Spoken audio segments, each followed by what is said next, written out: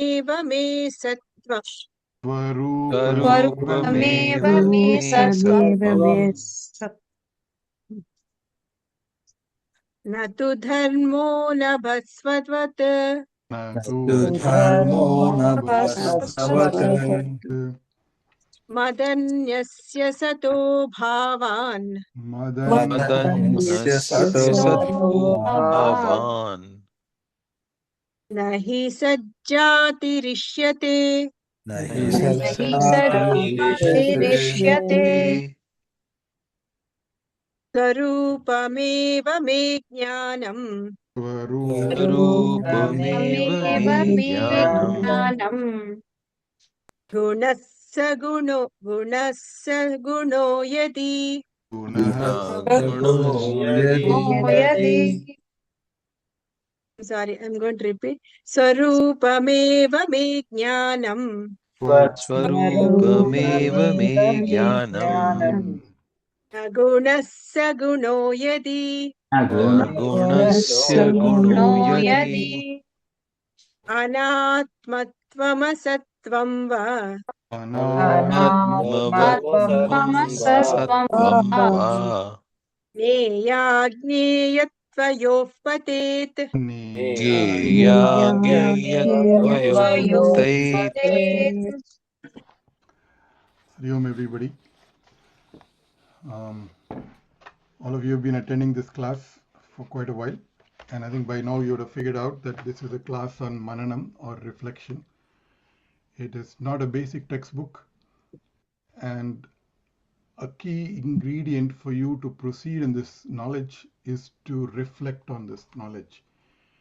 And it is only through the reflection you will actually gain the conviction in the knowledge. I think up to verse number 21,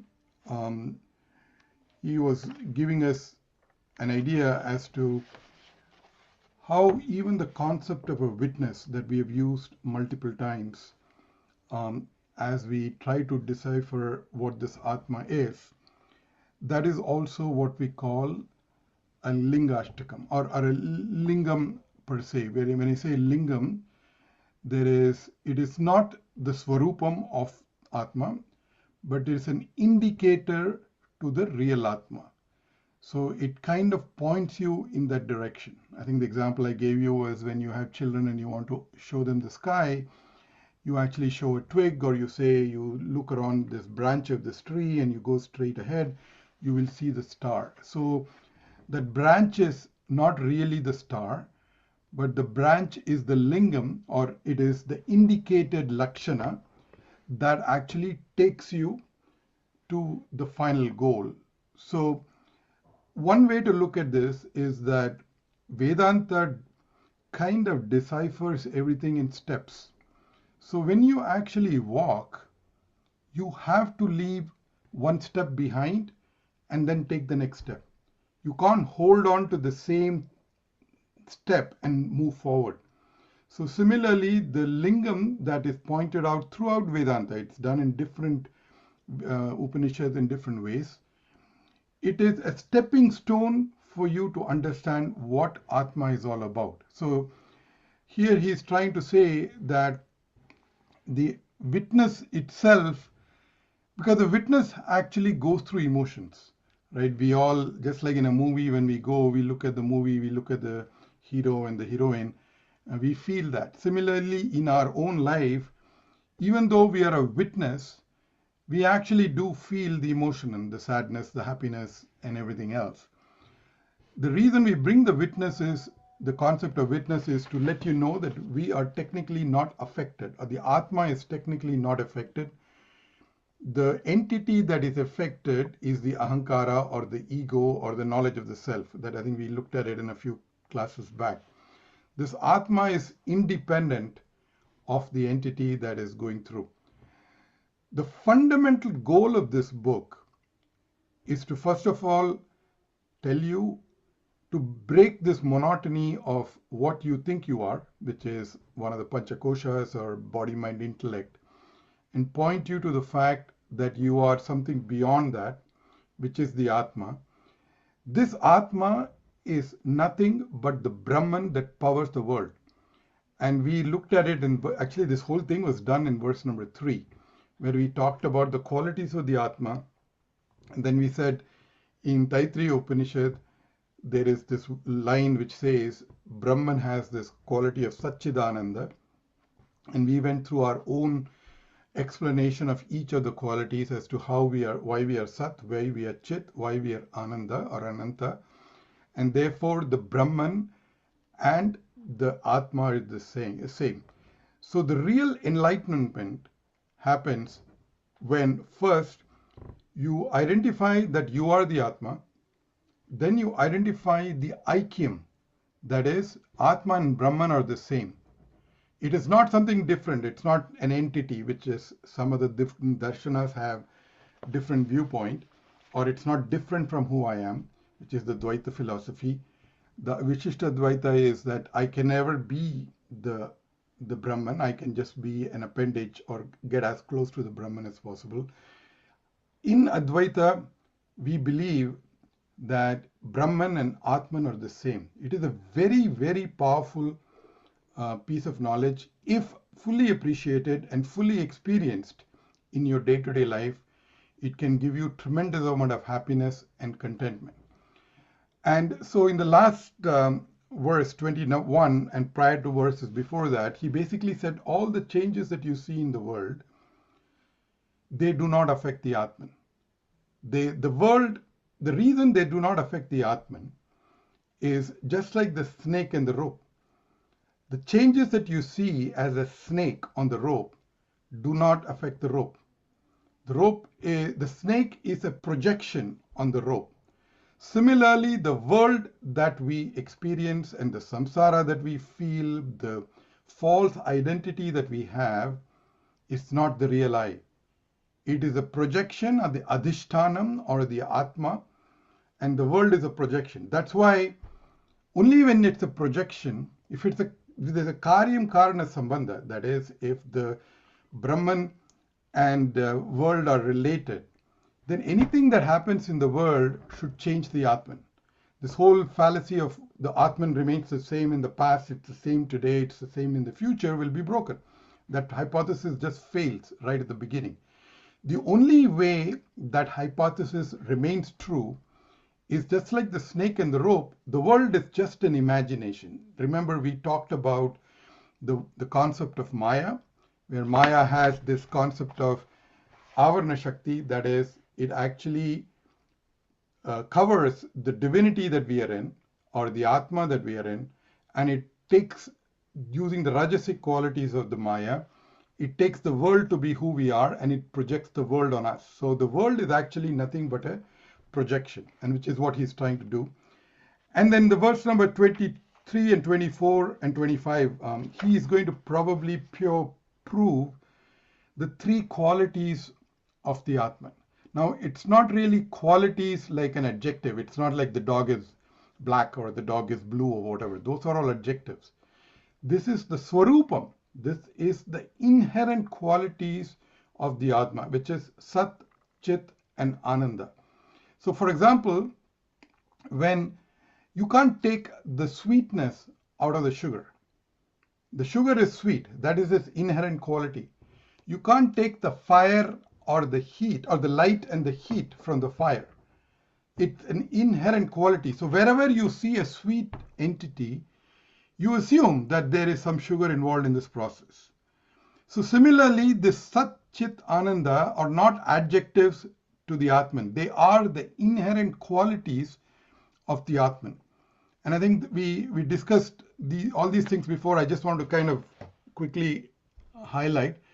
Sat is the concept of existence. The concept of existence. The world exists when I exist. When I am in deep sleep, I don't exist because the mind is resting on the mind. The mind is resting on the Atman.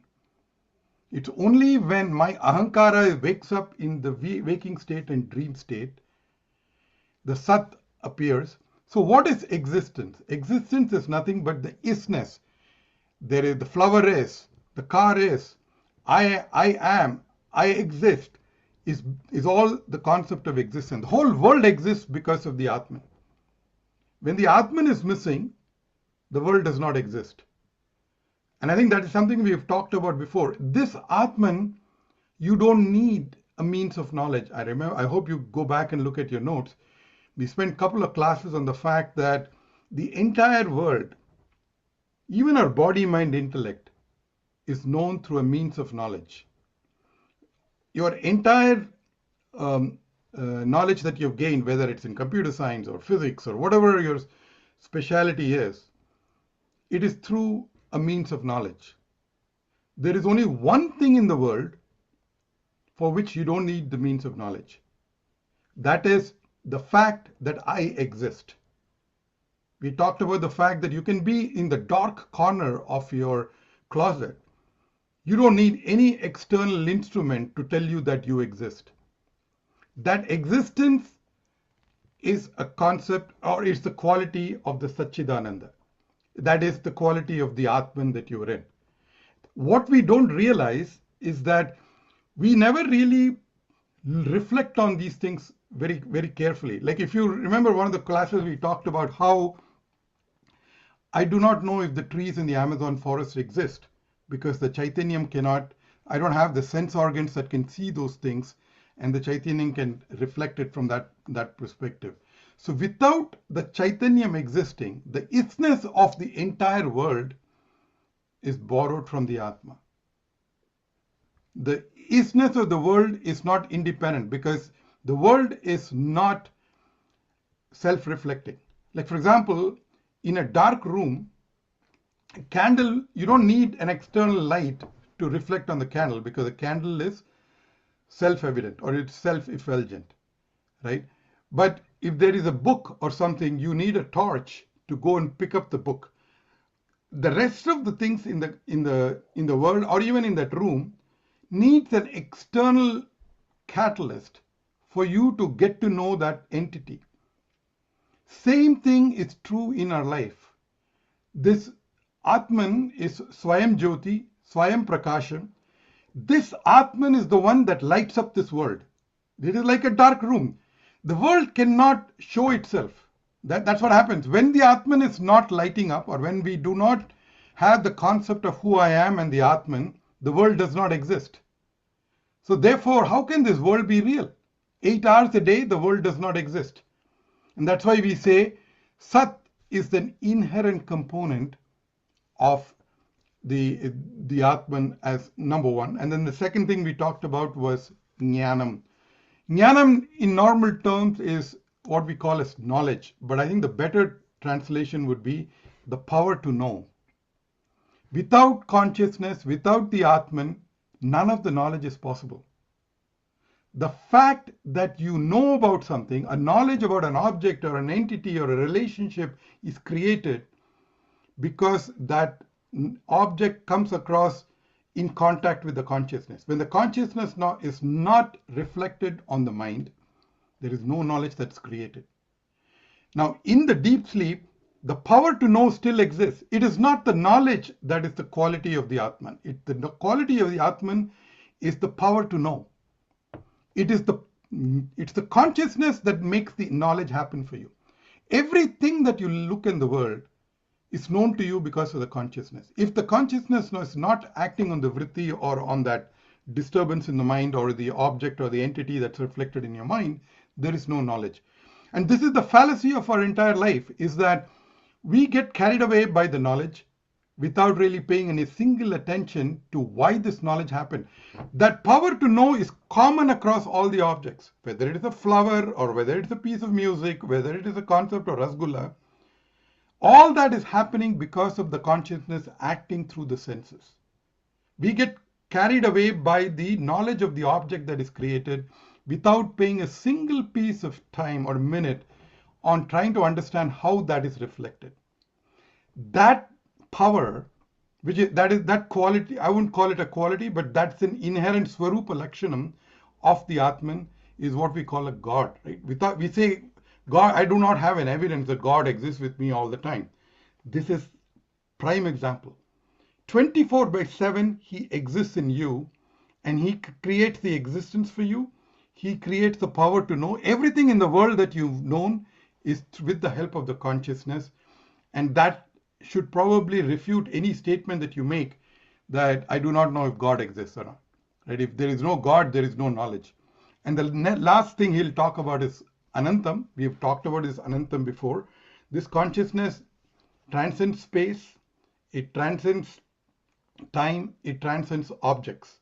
So when we say it transcends objects, it is not confined to an apple that you see on a table, or it's not confined to me in my body, because we think that the Atman is a small little entity that's in my body, and I remove the layers of the body, and whatever is left, a bijam or a seed will be left, and that's Atman. No, the Atman is there everywhere. Only in the body it gets reflected, because we have the mind. Remember, we talked about the sattvic, rajasic quality. The other thing, and I think Vijayji keeps on asking me about this pleasure. Why do you feel pleasure when you have an ice cream or when you get a car? The reason you feel pleasure is that you are purnatum, that the concept of purnatum is experienced by you. When you have an isolated thing, like when the object is isolated from you, whether it is ice cream, whether it is a relationship, or whether it is a wealth, your mind is not content. You have the disturbance in your mind. The minute that entity joins with you, or you obtain that entity, that isolation goes away. And when the isolation goes away, you feel happiness or you feel pleasure. You do not feel the happiness or the pleasure from the object, because the same object in a different circumstances will not give you that happiness. It is the power of isolation. It is the reason that the object is isolated from me. When it's combined with me, like for example, the rasgulla can be in the bowl. You will look at it, but you will not feel the happiness of the rasgulla till it actually becomes part of you. And what we need to realize is this entire discontent that we have in our life is because we don't know we are complete.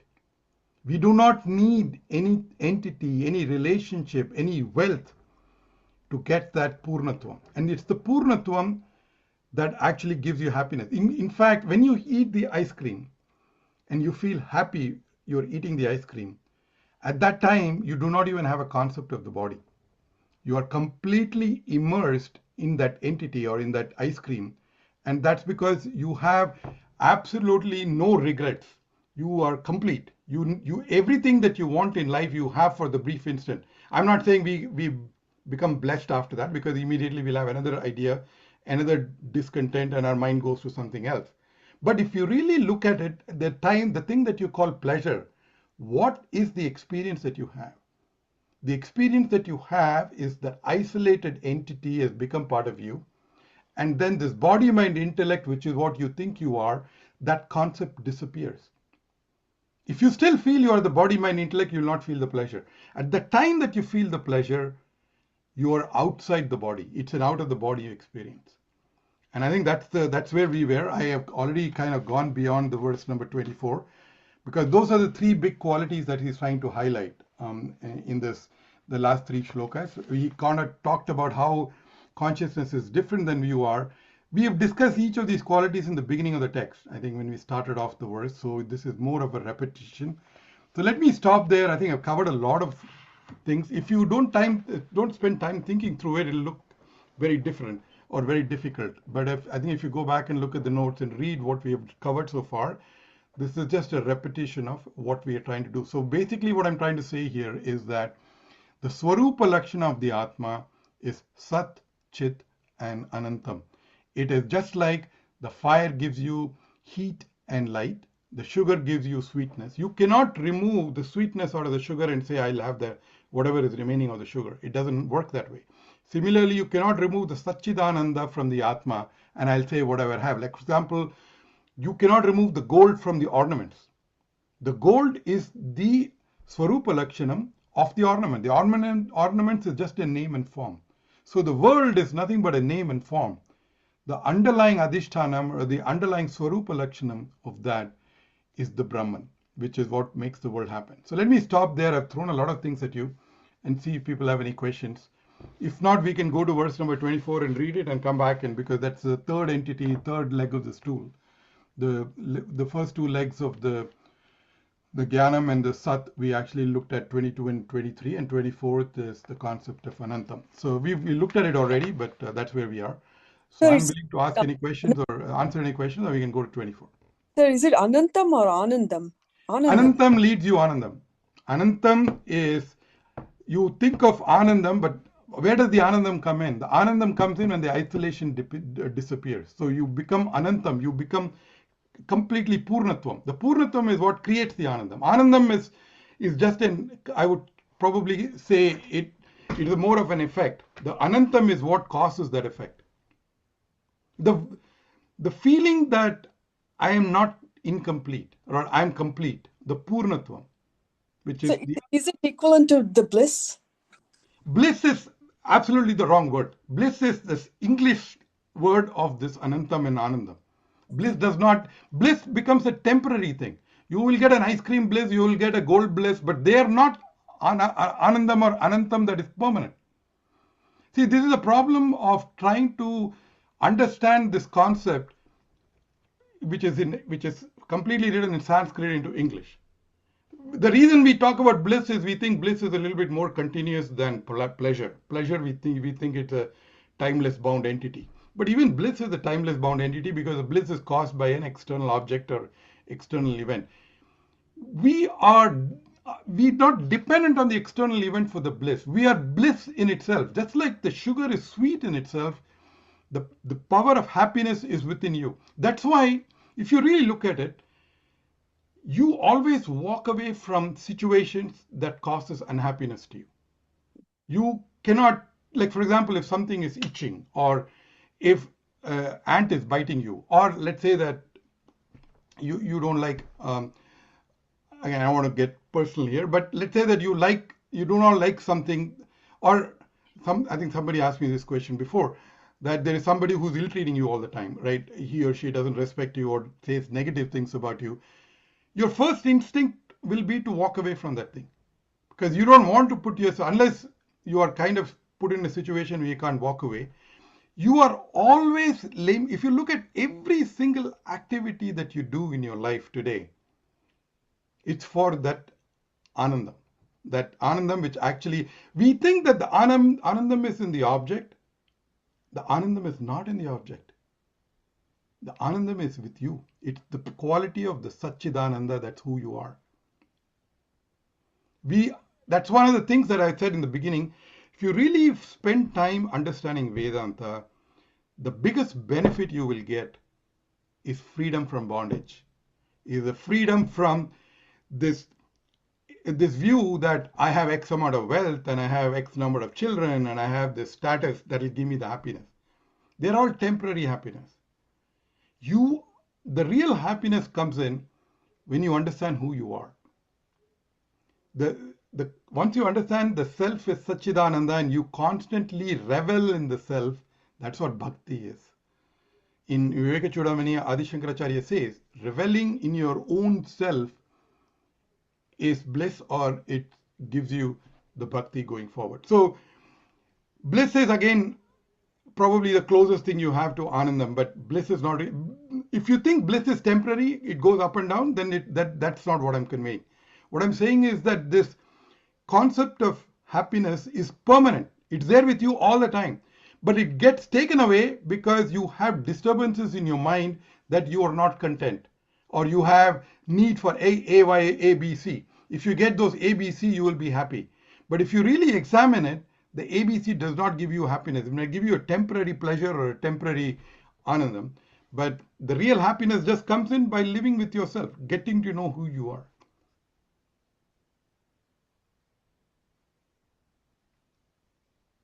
Anything else? Hariji, obviously this is a question which you've probably answered before. So in deep sleep, we don't feel the world, and therefore we surmise that it is through consciousness that we feel the world or the physical world.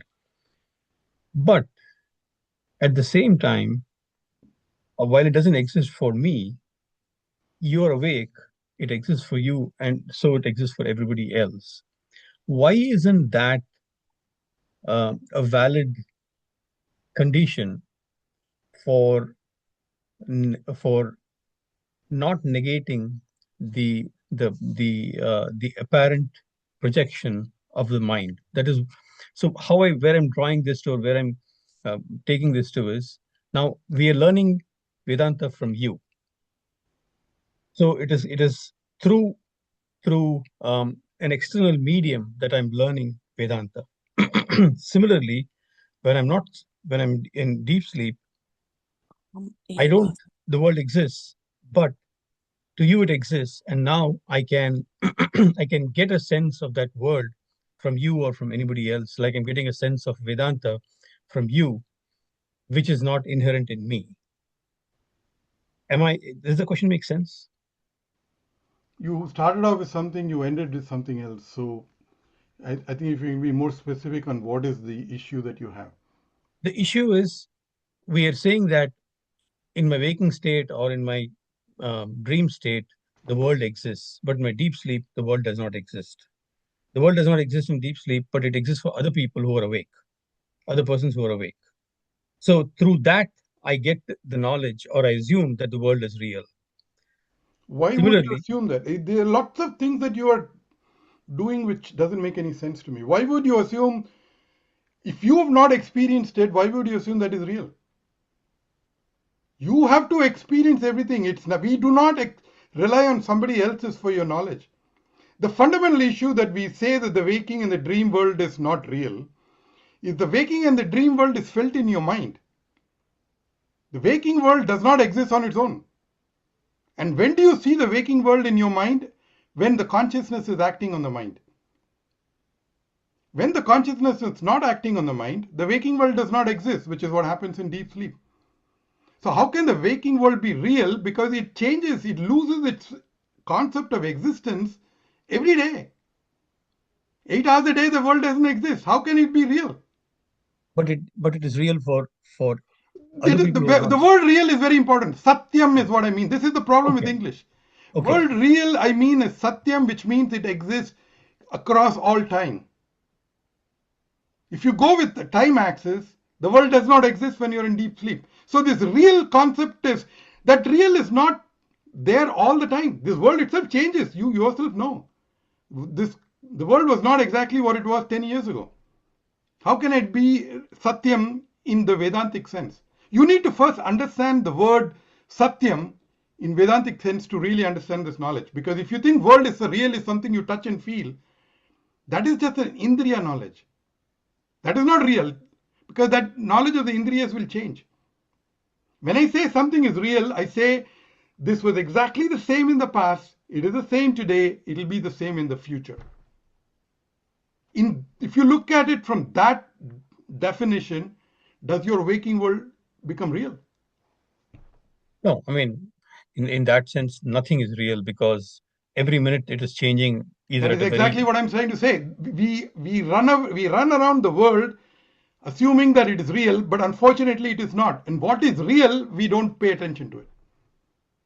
What is real, what is permanent, is your Satchidananda, because that Atman or the Brahman never dies. It never born.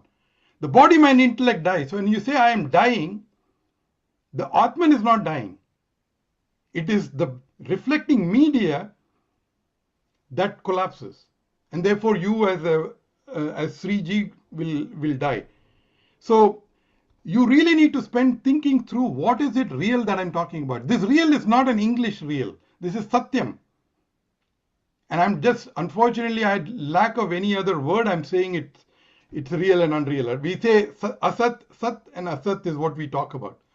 And then we say Mithya, which is the third degree of reality. So something exists, something doesn't exist, and something we experience it to exist, but it's not existing in reality.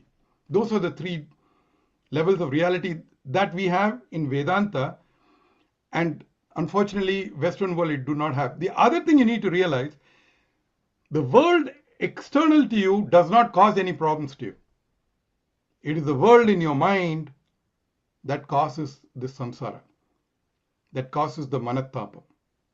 So you can do all the scientific analysis outside. It doesn't really do anything for me. The world as I experience it in my mind, the dream world that I experience in the mind creates all this emotions of fear and inadequacy and all the negative things that we go with it.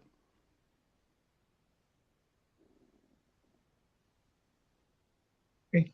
Thank you, Ariji. So, I need more. I need You to need to think really about it. focus on the word Satyam.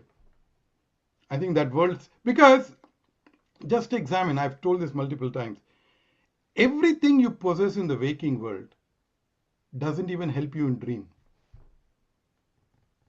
If your food that you have in your fridge will not help you when you're hungry in your dream, how can that be Satyam?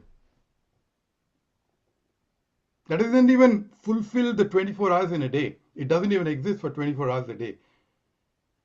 So this word Satyam is something that, so think of this Satyam as something that exists beyond time, beyond space.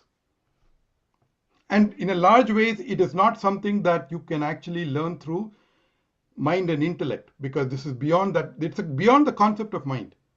You have to just do vicharam with the sattvic quality, with the sadhana chatushtaya to really experience it. Because that's one of the reasons we are not able to get to this knowledge, because everything that we know only through sense organs. That's how we have been trained in our entire life. And the minute we know something through sense organs, it becomes an object. And we are not the object. We are the subject that's trying to understand the object. That's why all these things about using my mind and using this logic, all this will not work. You have to rely on the pramanam and the guru and go with the faith and do the sadhanas that are mentioned in it for you to gain the knowledge. You're not going to be able to get this knowledge by what you do when you read computer science or you do your logical thinking. It doesn't work. It's beyond the concept of mind. What I've been trying to do for the last year and a half is to let you know that you can't use your mind to get this knowledge. You use the mind to reflect on it. It's like the pole vault. You use the pole to jump up. But once you reach that point, you drop the mind. In fact, even the Vedas, it's the knowledge in the Vedas that is Satyam. The words in the Vedas do not give you anything. You can memorize it and repeat it multiple times with all the chandas and all that. That's not going to give you upliftment. You need to be able to understand the tatparyam of what is it that's trying to say.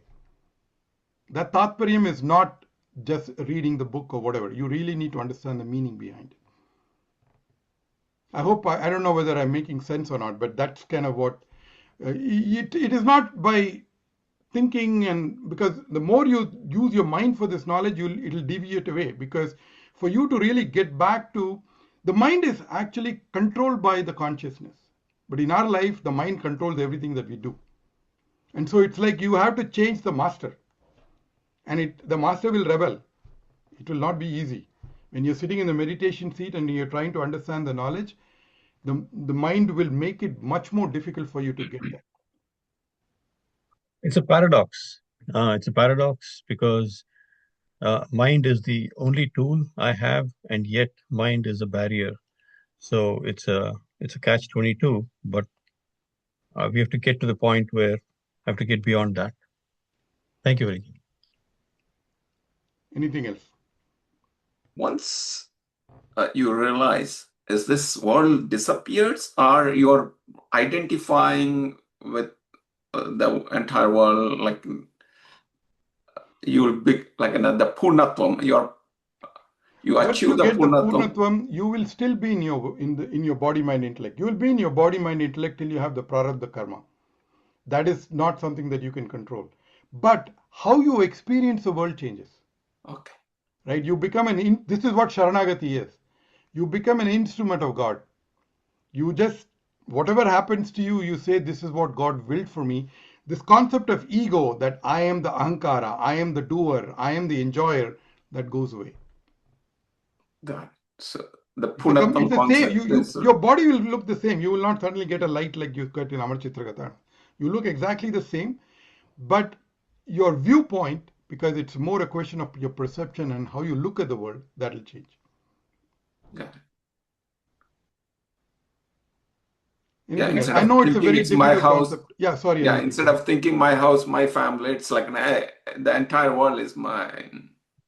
Like Yeah, the you will, like it's, for part example, of, like Gurudev used to say, one of the ways you can uplift yourself is start doing work beyond your individual family. Do the work for the community, do the work for your country, right? At that time, you're not thinking about yourself. You are thinking about something broader than just the body, mind, intellect. And that's what will happen to you. Like, for example, Adi Shankaracharya probably got this knowledge way ahead of anyone else, but God made him write all these bhashyams so that his knowledge, because without his bhashyams, Hinduism would not have been what it is today, right? But he had already, if he wanted to be selfish, he could have gone, sat in the forest and just reveled in who he was, right? But God had a purpose for him. Swami Chinmayananda or Swami Dayananda Saraswati, he had a purpose for them. He wanted them to create ashrams everywhere so that this knowledge can be brought from the scriptures to you and I in the method or in the language of our own choosing. Just imagine if you had to learn Sanskrit, that itself takes a lot of time. The Sanskrit, that you need to get proficiency in Sanskrit for you to really start attempting the Vedas. And without his Bhashyam and without the commentary, it is just impossible to get this knowledge. It is because the context is very important. The same word will have different contexts. In fact, even in this book, in certain areas I would have said the same word has a different context. And in order for you to understand the concept, you have to learn it from the right Padantra, the right Guru-Sishya relationship. That's why we in Chinmaya Mission, we say we are Shankaracharya Madhyamam. So it came from Dakshinamurti through Shankaracharya to us. It goes from generation to generation. thank you. So, Hariji, after we spoke last time, I had a mental model that I was trying to create. So the way I thought about it for myself was the Sat and the Chit is very apparent, right? I mean, it's like the fact that you exist can't be questioned. The Chit that you're conscious, I don't actively question it at any point. The Ananda piece, which I fall down on, is like, it's a two-dimensional thing, whereas the real world is three-dimensional, at least that I know of. And this ego thing is like a blanket just holding me down in the two dimensions, right? So I'm not able to see the third dimension perpetually and that is the anantam, right? I mean, that's the word that you used just now. It's like when you feel connected to everything, there is no more need for anything, and therefore it's anandam. You need to remove the ego first. The ego Correct. So is by process. removing the ego is only then can I see the third dimension Correct. of And of in order for you, that's where you have to really practice and meditate to get this limited being entity out of you. And yeah. once you remove the ego, the concept of karta bhokta will go away. That is, I am the doer, I am the enjoyer will go away. You start identify yourself as an instrument of God who is carrying out his activity, his or her activities. I don't want to be gender biased here. And probably other dimensions also. I mean, I don't know. I mean, I don't know how many dimensions there are really truly in this multiverse or whatever. But other dimensions can open up where you see people who, I mean, they are in one place and somebody else perceives that they were with them. And there's so many stories of things like this that, it's kind of freaky that, it's just The very concept is very similar, right? The concept is this whole concept of dimension itself is putting some boundaries on it. There is no dimension when it comes to fair Atma, enough. right? But you need to wrap your head around something, I mean, it's like, That requires a lot of reflection. It's a question of reflection, getting questioned. This doesn't happen overnight. It takes multiple janmas to get to where you want to be, right? So you need to understand that you need to be patient. You need to constantly worry about it, because one way of looking at it is, I am not the body, mind, intellect. I am the Atma that is powering the body, mind, intellect. You are not the body, mind, intellect. You are the Atma that is powering the body, mind, intellect of you. And your body and my body is different because of the karmas that we have and the vasanas that we have. But the Atma in is you and the Atma in me are the same. That's it. So it's connected already. Like, I You mean, are it's, already connected.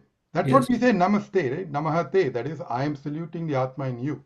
Even though I look different, at the Atma level, we are the same. And to really get to that level of understanding, you first need to get the conviction that you are not the body, mind, intellect, which is causing the diversity and causing the division. You first need to understand you are the Atma. And then you need to do meditation over time to figure out that Atma that is in me is also the Atma in you. It's like the space example that I gave a long time ago, right? I am a pot space. You might be a bigger pot space, but you remove the pots, the space is the same.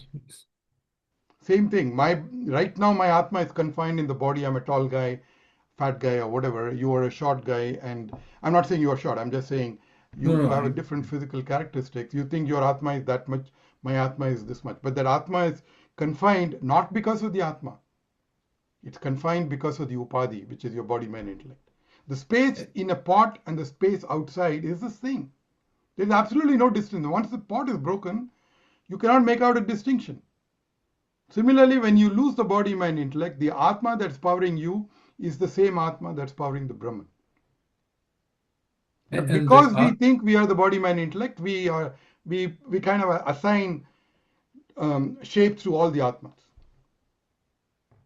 The only other point to this was from my standpoint. So interconnectedness, I think the other place where I'm tying it back to the Gita stuff that Balaji Garu is teaching is the raga dvesha comes, right? I mean, so, you see somebody that's completely maybe 180-degree opposite from you. I'll take an example, a terrorist killing some random innocent people. You can't find it in your thing to identify with that being, whatever that is, right? So, that's where I don't want, see, the thing is that this whole terrorism thing is also no, something. I didn't mean to You need take to it put there. yourself in his or her shoes. Everybody has a logical reason for No, doing whatever it's they're not doing. about that. What I was trying to say was that these sorts of things trip you up, right, along the way, right? I mean, it's like it could be something as simple as somebody is yelling all the time. I mean, it doesn't have to be a terrorist. It's just different than you, and therefore, that causes barriers, and it's the ego doing all of this stuff to you, right? I mean, so. And once you're able to look past that, then interconnectedness happens, Anantam happens, and Anandam is a consequence. Yeah, Anandam and Antam, we use it synonymously. It's the same thing, depending on the context. Interesting. Thank you. That Anantam was very helpful for me today. Okay. Anything else? Yeah, Hariji. But Go ahead. an Yeah. enlightened person, can he forgive a terrorist? Yeah, I think you have. Who is this terrorist? I The mean, reason I bring it up is one of the things that we hear all the time is Iran is a terrorist organization, a country. But if you look at it from an Iranian perspective, and I have some very good friends who were actually, I went to IIT, I had some very good Iranian friends. What is Iran doing? Iran is helping the Palestinians get their country back. So they have the Hamas, they have the Hezbollah. The entire Arab world has completely forgotten it. So from a perspective of Israel or a US, that's a terrorist organization. From a perspective of Iran, they're fighting for their freedom. So yeah, you really need to understand the context before you can designate something as a terrorist or whatever. And I think that requires understanding because everybody is human. They're trying to get their things done. And so anyway, let me stop there. That's why I said this word terrorist is. yeah. We didn't mean to, but what I'm saying is, yeah, even I understood as this as like perspective.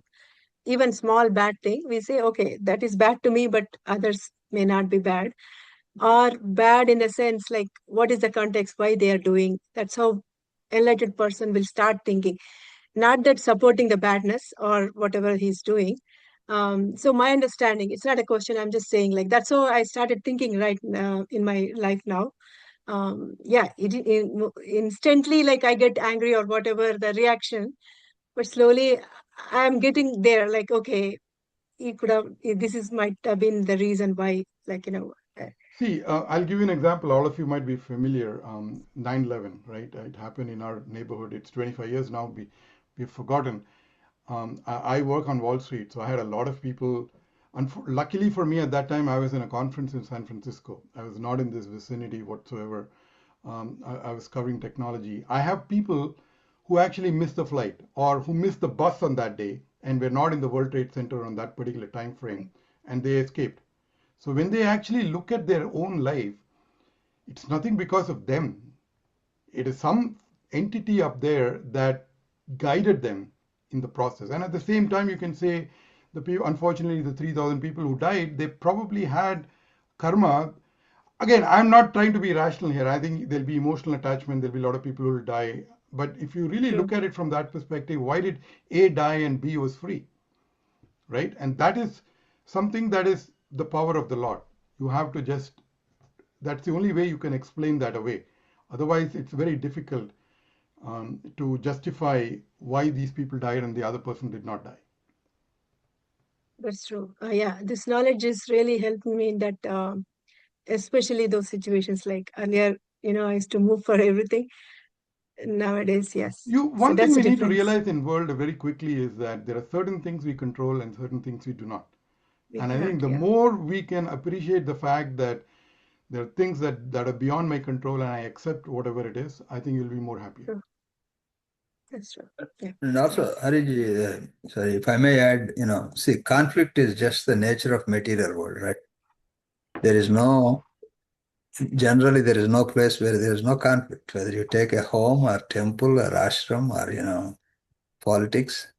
So the idea is you just react as much as needed and you come back to your own consciousness. But what See, the happens word is, conflict itself is something I hate. The word conflict is assuming that you're right and the other person is wrong. The no, minute you realize that that person is also an Atma, he or she has a right correct, to their opinion, the conflict will not happen. And I right, think that is yeah, an important, absolutely. that's This is why when we say, when we difference of understand that opinion. we are Vasudeva Kutumbam, that we are all children of God, and I'm not saying every opinion that I have, I'll agree with everyone else, but if I accept that that person has the right to that opinion, I'll not look upon, the problem that we have in the country is that if you don't agree with me, you're my enemy. And that is the fundamental problem that we would like to avoid, because we think everybody has a right to their opinion. It is the Yeah, diversity of your exactly. body, mind, intellect that causes the opinion. But if you leave the diversity out, the underlying power that makes that happen is the same. And so you can find unity in the diversity also. The problem is the culture and the society. I'm not saying we are perfect as Hindus either, because we use this to divide ourselves, and some people try to take advantage of it and gain power in society. But if you really understand what the Vedas are saying, is that if you remove the body, mind, intellect, at the end of it, we are all children of God. We are Yes. all the same.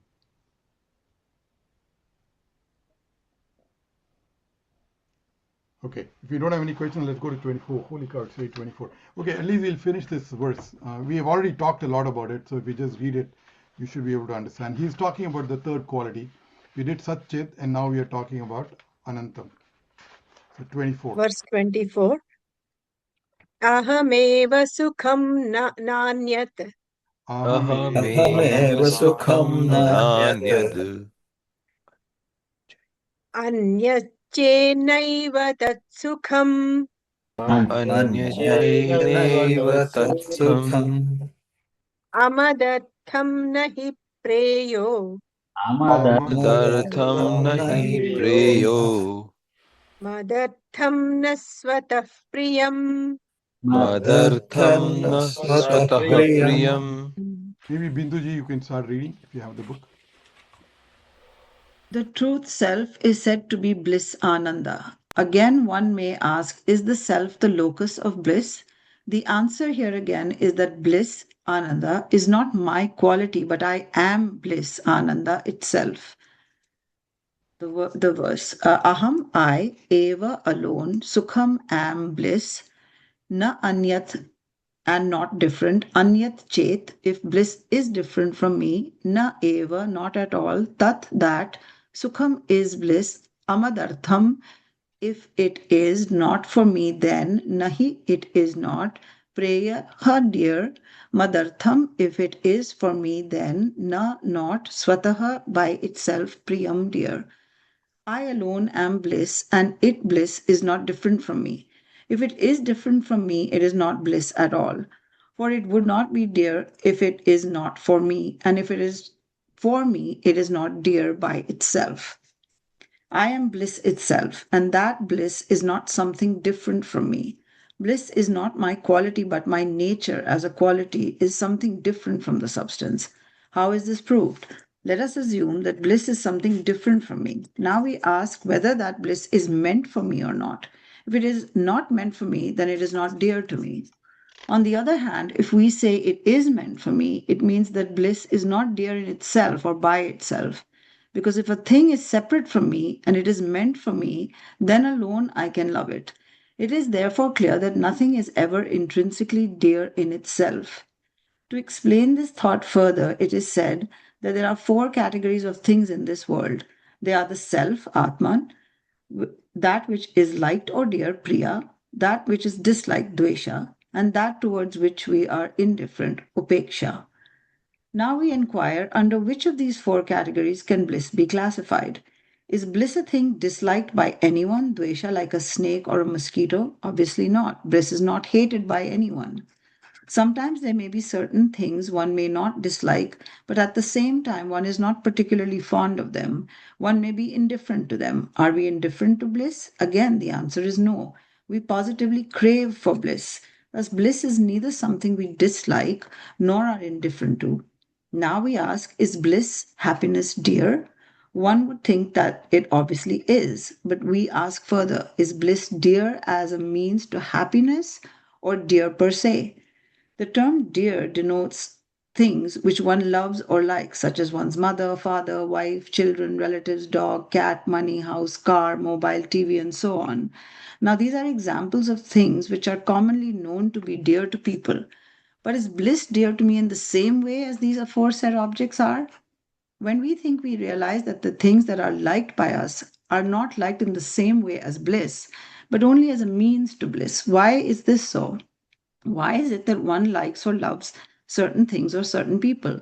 On closer scrutiny, if we are completely honest with ourselves, we know that we do not love them altruistically. It is only when they become a source of happiness that we love them. So, although they are classified as dear, Priya, nevertheless, they are only relatively dear, but not absolutely so. Yeah, let me stop there. This actually is one of the key tenets of Brihadaranyaka Upanishad, where he says, you love something because it gives you happiness. The reason you love something is because the greatest love is for yourself. So you love your spouse because the spouse gives you a pleasure or happiness or enjoyment. The minute the spouse ceases to provide that entertainment, you like to get out of this relationship. Or so the fact that I love something is not because I love that object. I love something because that object creates the concept of ananda or bliss or purnatvam in me. And so because I want the purnatvam or I enjoy the purnatvam, I love the objects that are in the world, or I enjoy the objects that are in the world. So let me give Binduji a break. It's a long description. Maybe Jyoti ji, you can take over from there. Thus, it becomes clear that bliss, sukha, is not dear to one in the same way as things are dear to one. The difference lies in the fact that things are dear to one because of something, whereas bliss is not dear because of anything. Therefore, bliss cannot fall under the category of dear objects, priya, either. There is another reason also. What is dear to one today may not be so tomorrow. Yesterday's loves may become tomorrow's hates, or at least objects of dislike. Thus, any object may become either an object of dislike, like or indifference, and the present status of each thing can keep on changing, because there is no fixed category into which it can permanently fall. There is no fixed category into which it can permanently fall. Therefore, of the four classifications enumerated earlier, Atman alone is left as eligible to be called bliss. This is proof enough. This is a proof enough. One can look at the above inquiry from yet another angle and in a simpler way to arrive at the same result. We take it that there are only two things, the subject and the object. If bliss is not the nature of the object, then the thing left is, that is, must be of nature of the subject alone. This is very straightforward inquiry. Or we ask a question, what is one's nature? Is it happiness or sorrow? If it is sorrow, one will never try to get rid of it, and it will never become a burden to one. This is our criteria. On the other hand, since one wants to get rid of sorrow as it becomes always a miserable burden, it can't be one's nature, because everything tends to remain in its own nature. Thus, there are various ways of arriving at the same unquestionable conclusion. Bliss is the very nature of the self, Atman. What is said in the above verse is that I myself am bliss, and it is not something different from me. Bliss is my very true nature. We had seen in verse 22 that self is of the nature of existence. Now, here we say that if bliss is different from one, then that bliss will become devoid of its content of existence. It will become non existence. This blatantly contradicts one's experience. Because when one feels happy, it is not an existent consciousness of happiness. All the three experience simultaneously. Without consciousness, can there be any experience of bliss?